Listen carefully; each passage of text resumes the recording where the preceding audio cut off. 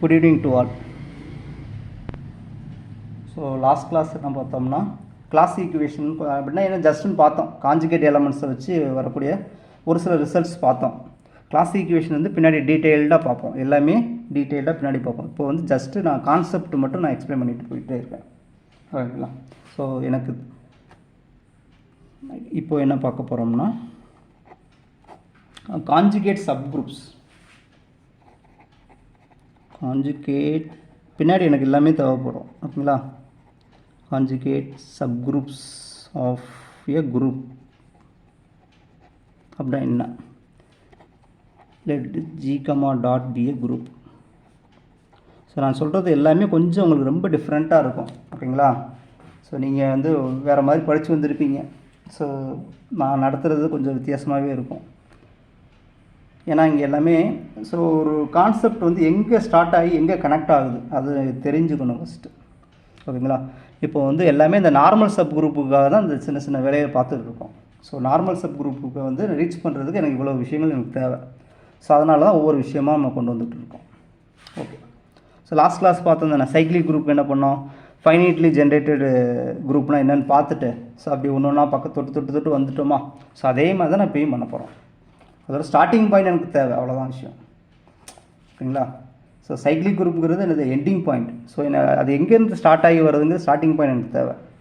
இப்போ அதே தான் எனக்கு இப்போ இங்கே normal sub group ending point. அப்போ அதோட ஸ்டார்டிங் பாயிண்ட் எங்கன்னா எனக்கு இங்கேருந்து தான் வரும். ஸோ அதை நான் பிடிச்சி நான் ஒன்று ஒன்றா வந்துட்டு இருப்பேன். Okay. So conjugate sub group. Okay. Let A sub group. So எல்லாமே எனக்கு பின்னாடி தேவைப்படும். கட்ச் of G group G is set to be conjugate to K. ஓகேங்களா? காஞ்சுகேட் டு ஏ சப்குரூப் கேன்னு வச்சுப்போம். அப்படின்னா என்னென்னா if there is an element G belongs to G such that அதே தான் எழுதிருப்போம். கட்ச் இஸ் ஈக்குவல் டு இந்த எலமெண்ட்டு இந்த கே அதோட இன்வர்ஸ் இப்படி எழுதிக்கலாம். இப்படி எழுத முடிஞ்சதுன்னா கட்சு கே என்னது காஞ்சுகேட் சப் குரூப்னு சொல்லுவோம். அல்லது இப்படி எழுத முடியும், இல்லை இப்படி ஏதாவது ஒன்று. கேஸ் ஈக்குவல் டு ஜி கட்ச் ஜி இன்வர்ஸ். ஆக்சுவலாக இது வந்து மாற்றி போட்டுக்கலாம். இது இன்வர்ஸ் இங்கே போட்டுக்கலாம். ஏன்னா ஜி இன்வர்ஸும் ஜி தானே. இதை மாற்றி போட்டுக்கலாம். இந்த ஜி இன்வர்ஸ் இங்கே ஜி இங்கே மாற்றி கூட போட்டுக்கலாம். என்ன ரீசன்னா ஜி இன்வர்ஸ் ஆஃப் இன்வர்ஸ் வந்து ஜி தான். ஓகேங்களா? ஸோ அந்த இது அதனால் மாற்றி போட்டுக்கலான்னு ஒரு ரூல். ரைட். ஸோ இப்போது எதுக்கு இங்கே சொல்கிறோம்னா ஆக்சுவலாக சைலோஸ் செகண்ட் தியரம் என்ன தெரியும் நமக்கு? Sylow's second theorem.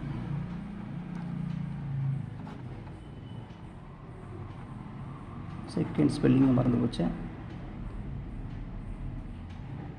கரெக்டாக second Sylow's second theorem. Second spelling correct தானே? சரி, okay. Sylow's second theorem. So Sylow's second theorem statement என்னது? Any P Sylow subgroups are conjugate to each அதர்னு படிச்சுப்போம். Any two P Sylow subgroups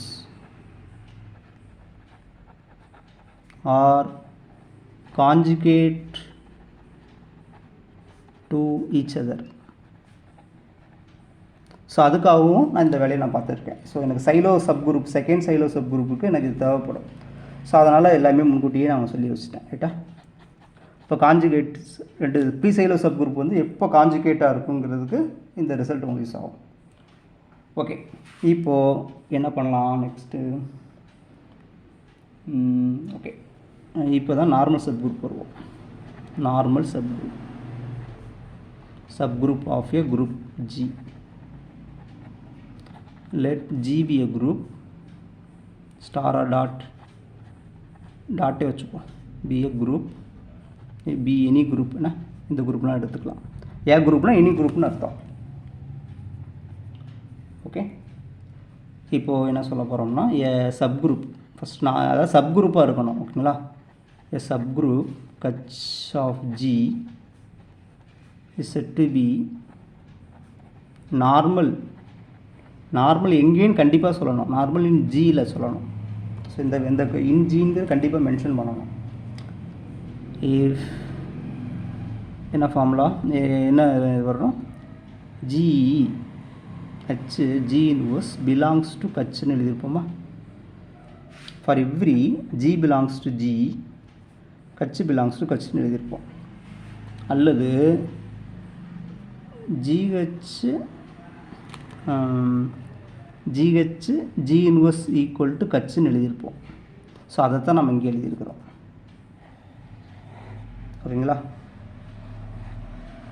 அப்புறம் என்ன அர்த்தம்னா H is self conjugate subgroup. ஓகேங்களா. So இப்போ அனதர் டெஃபினேஷன் பாருங்கள்.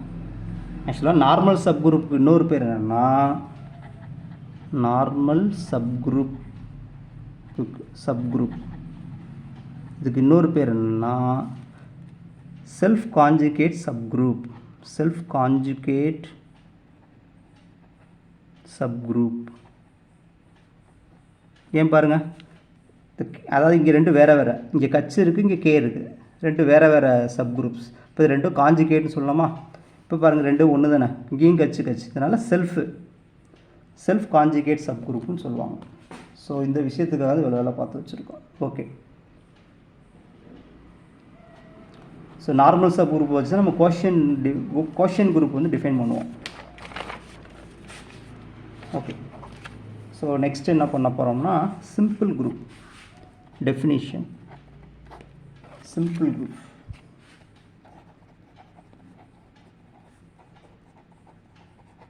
a group G is not equal to E is said to be simple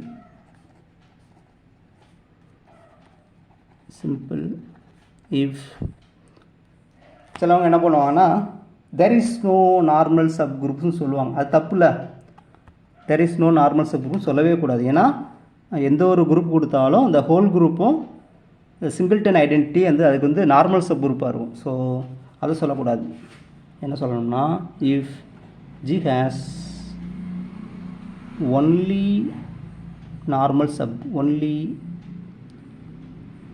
two normal subgroups, ஒன்று வந்து the whole group and singleton E.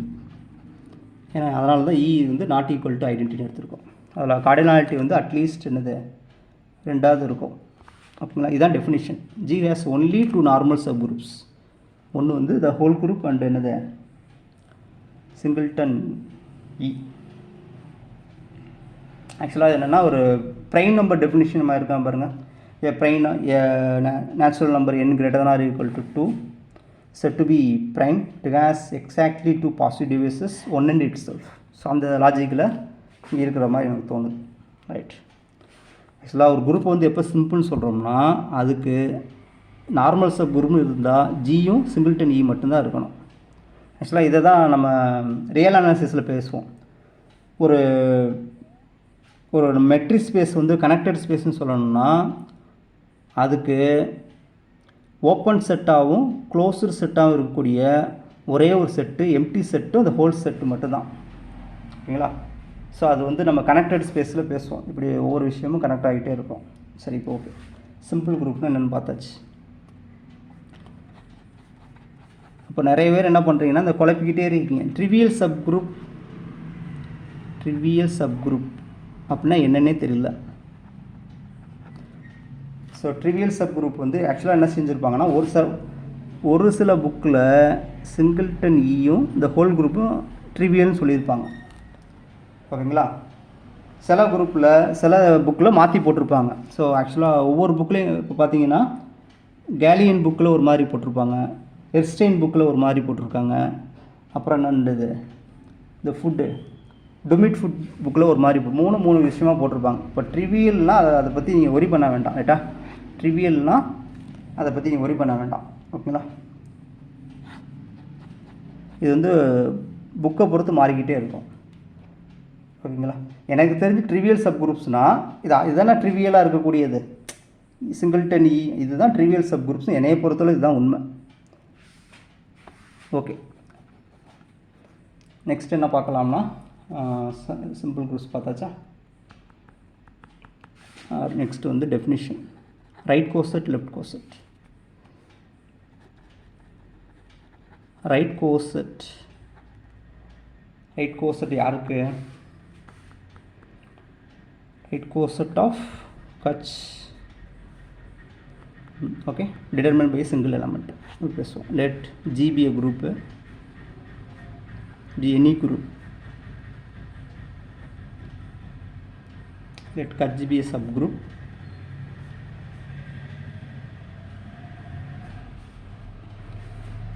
இப்போது என்ன செய்வாங்கன்னா கட்ச் A for A belongs to Gக்கு கட்ச் A. இது எப்படி டிஃபைன் பண்ணுவோம்? கட்ச் A ஏங்கிறது ஃபிக்ஸாக இருந்த இடத்துல கட்சி வேணால் எண்ணு எடுத்துக்கிறீங்களா? ஸோ எண்ணு தான் உங்களுக்கு ஃபெமிலியராக இருக்கும். எண்ணுன்னு வச்சுக்கோங்க.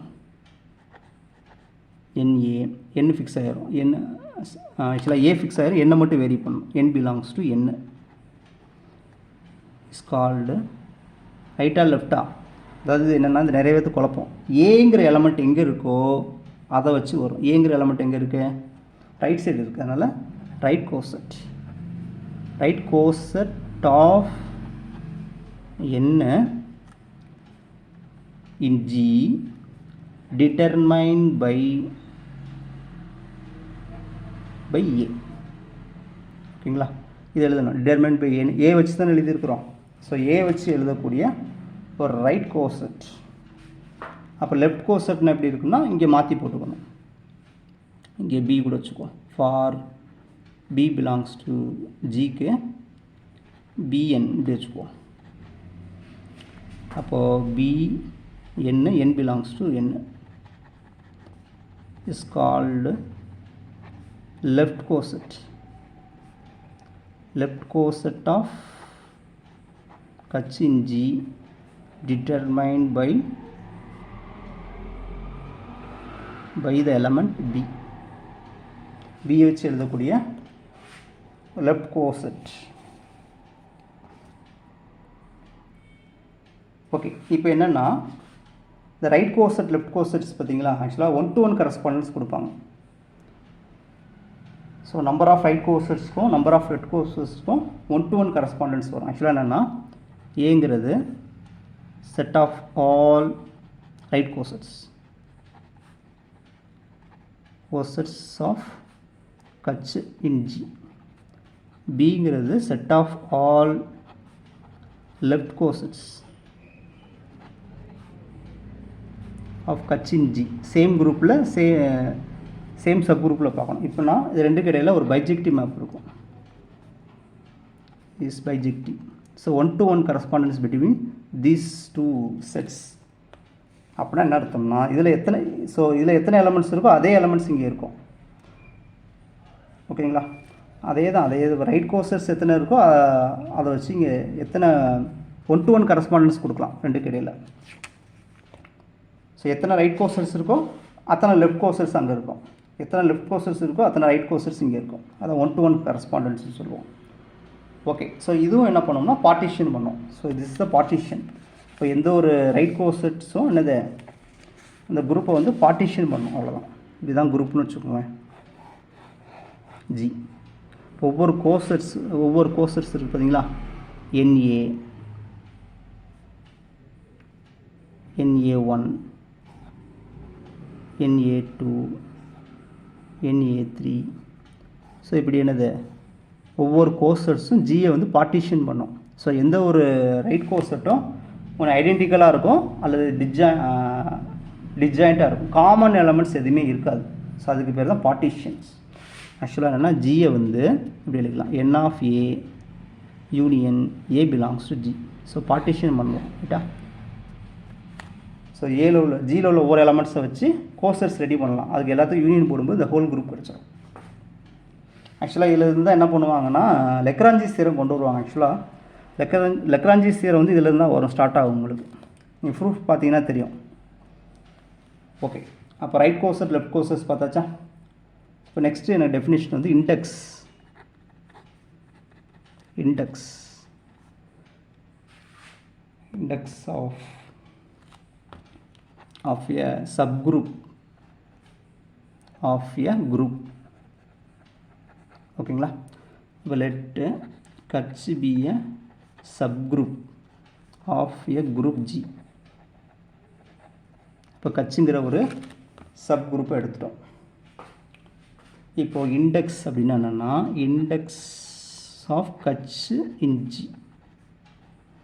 அதுக்கு என்ன டெஃபினேஷனா is the set of all right cosets, set of all right or left, அதாவது கோசெட்ஸ்ன்னு சொல்லிடுவாங்க ரைட்டா. ஸோ அதனால் 1-to-1 கரஸ்பாண்டன்ட்னு சொல்லியாச்சுல, எத்தனை ரைட் கோசெட் இருக்கோ அத்தனை லெஃப்ட் கோசெட்ஸ் இருக்கும். So set of all right cosets or left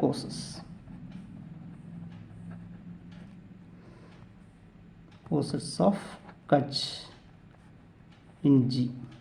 ஓகேங்களா? அதாவது சிம்பிளாக என்ன பண்ணுன்னா செட் ஆஃப் ஆல் கோசெட்ஸ்னு சொல்லிடுவாங்க. செட் ஆஃப் ஆல் கோசெட்ஸ் இன் கட்ச்னு சிம்பிளாக சொல்லி முடிச்சுடுவாங்க. ரைட் லெஃப்ட்டும் பிரிக்க மாட்டாங்க, ஏன்னா 1-to-1 கரஸ்பாண்டன்ஸ் இருக்குதுண்ணா. ரைட். ஸோ இப்போது ஆக்சுவலாக இது நொட்டேஷன் என்ன பண்ணுவாங்கன்னா இண்டெக்ஸுங்கிறது இந்த இது யூஸ் பண்ணுவாங்க. G இண்டெக்ஸ் ஆஃப் ஆக்சுவலாக ஐங்கிறது யூஸ் பண்ணுவாங்க. ஐஜி ஆஃப் கட்சு இதுதான் குரூப்பு, இது சப் குரூப். இண்டெக்ஸ் ஆஃப் கட்சு கண்டுபிடிக்க போகிறோம், இது ஜியில் கண்டுபிடிக்க போகிறோம். இதை வந்து ஜி இதை இப்படி எழுதுவாங்க. ஓகேங்களா? ரைட். இப்போது இது என்ன வரும்னா இதோட இண்டெக்ஸ் சப்போஸ் இஃப் கட்சுங்கிற சப் குரூப் இருக்கா, இண்டெக்ஸ் வந்து 2 இருக்குதுன்னு வச்சுக்கோங்க.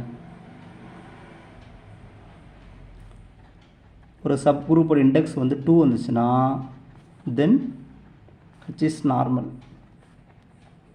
ஸோ இது ஒரு முக்கியமான ரிசல்ட். இதோட கான்வர்ஸ் பார்ட் வந்து நாட் ட்ரூ. கட்ச் நார்மலாக இருந்தால் இண்டெக்ஸ் வந்து 2 வரணும்னு அவசியம் கிடையாது. ஓகேங்களா? அதுக்கு என்ன எக்ஸாம்பிள் கொடுக்கலாம்? ஃபார் எக்ஸாம்பிள் ஜி எடுத்துக்கலாமா? ஆக்சுவலாக என்னென்னா ஒரு நோட்டேஷன் அதை எழுதிட்டு வரேன். இப்போது இஃப் G is finite குரூப்பாக இருந்துச்சுன்னா தென் இந்த இண்டெக்ஸ் எப்படி எழுதிக்கலாம்னா order of G by order of கட்ச்னு எழுதிக்கலாம். ஓகேங்களா? இது வந்து கார்டினாலிட்டி டினோட் பண்ணுறது, நாட் நார்மல் சப் குரூப். ஓகேங்களா? கோஷியன் குரூப்லாம் கிடையாது. ஓகேங்களா? ஸோ இதுதான் டெஃபினிஷன்ஸ். இப்போது இன்னொரு நோட் என்னென்னா if G is finite, if order of G வந்து ஃபைனைட்டாக இருக்குன்னு வச்சுக்கோங்க, தென் இண்டெக்ஸ் என்னது இண்டெக்ஸ் ஆஃப் சப் குரூப் ஃபைனைட்டாக இருக்கும். ஓகேங்களா? இஃப் ஆர்டர் ஆஃப் G வந்து இன்ஃபைனைட்டாக இருந்துச்சுன்னா தென் இது இன்ஃபைனைட்டாக இருக்குன்னு அவசியம் கிடையாது. need not be infinite. ரைட்டா? ஸோ அதுக்கு எக்ஸாம்பிள் தான் என்ன பண்ணுவாங்கன்னா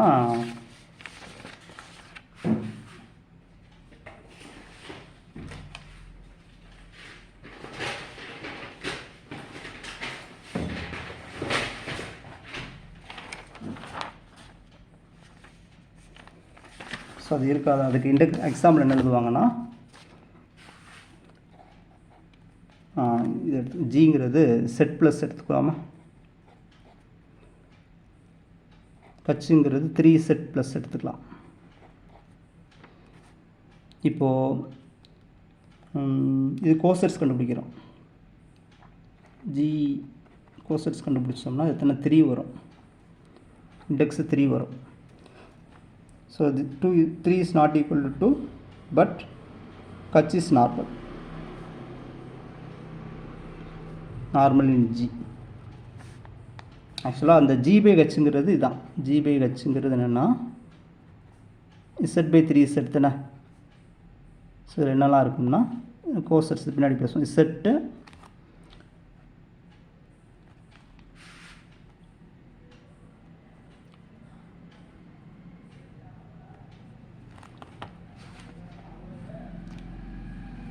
there are 3 elements இருக்குமா?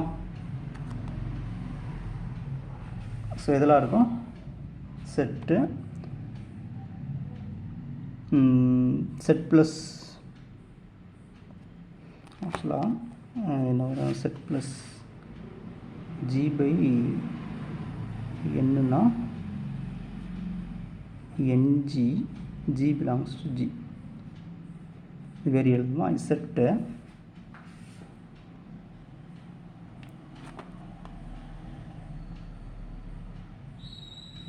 ஆக்சுவலாக இது வந்து ஐசோமார்பிக் டு